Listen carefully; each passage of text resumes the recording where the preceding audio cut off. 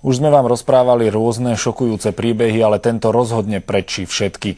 O chvíľu uvidíte mladého muža z Južnej Moravy, ktorého policajti stíhajú pre sexuálne zneužívanie zvierat.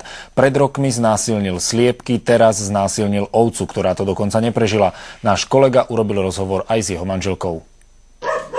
Tento muž je 33-letý Vladimír. Občas pomáhal na statku a tam sexuálně zneužil ovci. Ke všemu se navíc přiznal.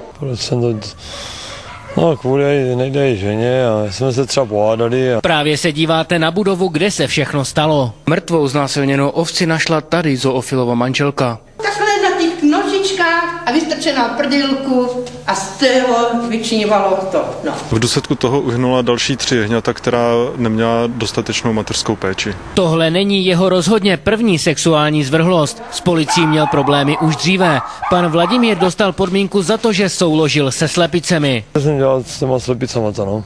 Dvakrát, no. No, za svobodna to bylo, víte, za svobodna, no. To je hrozný.